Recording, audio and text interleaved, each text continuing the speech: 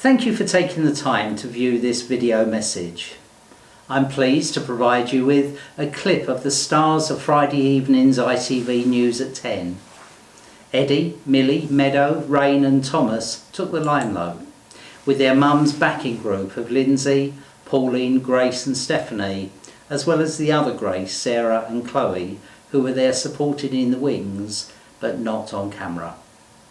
Now, while huge numbers of people have got behind Marcus Rashford's campaign, sadly the same cannot be said for many others. Charities are feeling the pinch of the pandemic through lost fundraising and falling donations.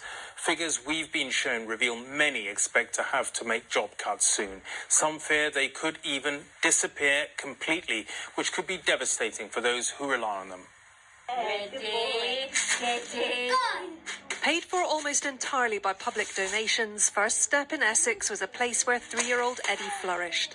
But coronavirus and then a drop in charitable giving forced his specialist preschool sessions to shut. I've already seen him regress, I've already seen him stagnate in other developmental areas, and that's only going to get worse. And it's actually a long-term problem because early intervention with children like Eddie is so important. The charities had to cancel its fundraising events, and it simply can't afford to run its nursery for these young children with special needs and disabilities. Do you like First Steps Nursery? Yeah. As donations dried up, Millie was left with nowhere to go. She's quite frustrated really because I have older children that I take to school and she'll say, when am I going to my nursery? They do find it difficult to socialise in mainstream settings. And parents say they've lost a vital service. I feel that their education is being put behind what it should be and what other children are getting offered. I don't think it's right. They are some of the more vulnerable children in our society. They deserve the opportunities that other children get to. A new survey found almost half of charities expect their Christmas donations to fall this year.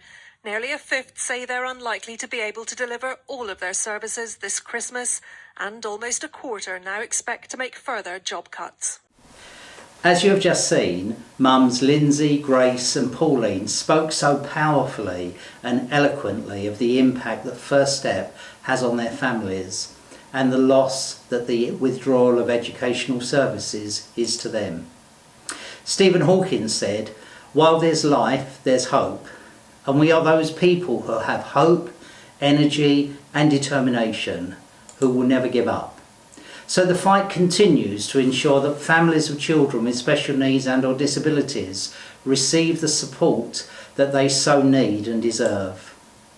First Step's family support continues unchanged, mostly virtual at the moment, but it was lovely to see Debbie, our family support leader, interacting with the children, supported by Tracy and Teresa, who both volunteered to come in for the day. Some are asking what family support is as distinct to educational services.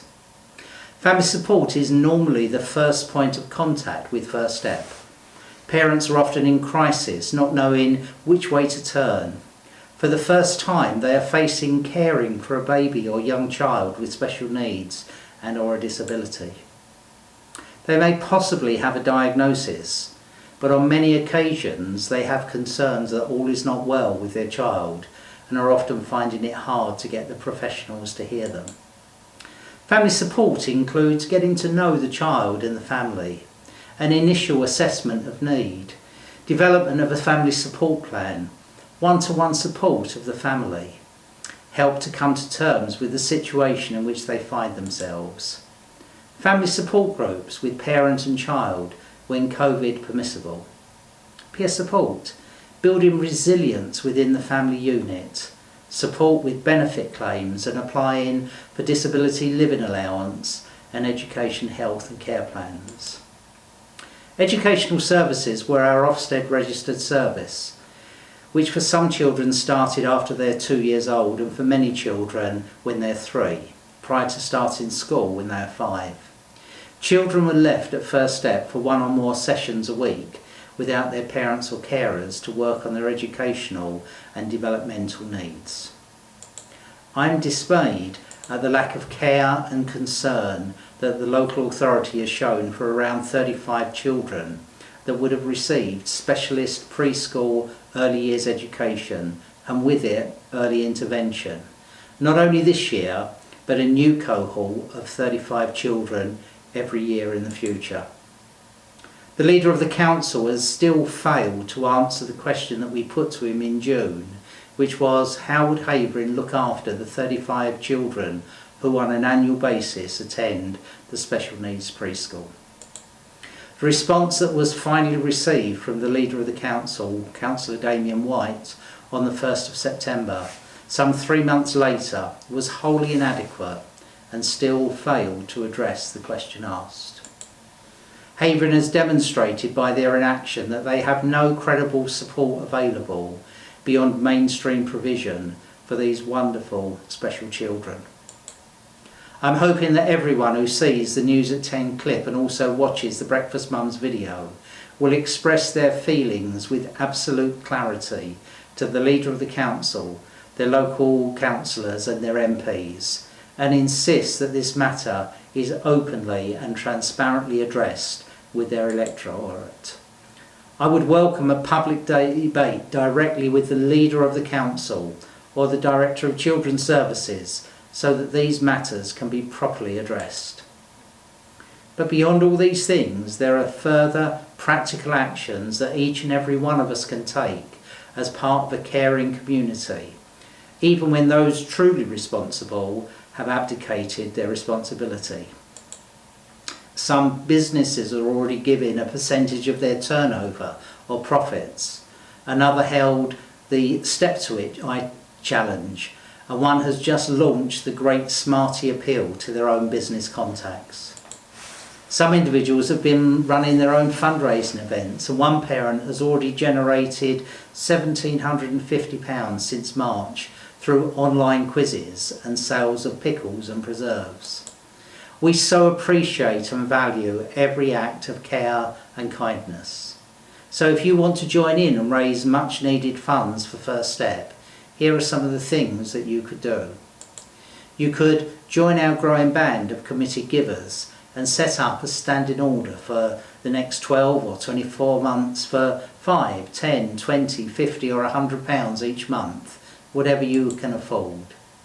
You could consider what you are currently saving as a consequence of lockdown, travel, eating out, theatre and entertainment. Total this up and make a donation that will make a difference to children and families who so need your help. Christmas is coming. Why not donate the money that you would have spent on office parties, drinks and celebrations to support First Step, and even encourage your colleagues and companies to join in with you? Why not take on a personal fundraising challenge to raise a few hundred or even a few £1,000 through baking, running, weight loss, holding quizzes, etc. If you have a birthday, wedding anniversary or other celebration coming up, ask for people to donate to First Step in place of a gift. And as a long-term thought, why not consider leaving a legacy to First Step so that you can continue giving when you can no longer do that yourself? Think of any business contacts you have and people you personally know who are in the public eye and might be able to help us. And take every opportunity to speak with everyone you come into contact with about the amazing work of First Step and the life-changing effect it has on the families and children we support. I'll keep you updated over the coming days with developments across the charity, but please share the News at 10 clips and the Breakfast Mums video throughout your contact circles, and encourage everyone you send it to spread it far and wide across all of their social media. All of the links that necessary are in the email this video message came with. If you need any help, speak to Caroline, Janet, Ali or myself. We're all here to help. On behalf of every family and child that has in the past and will be supported by First Step in the future, a huge thank you for all of your support and generosity. And let's all commit to keeping First Step's noble cause in the forefront of everyone's mind.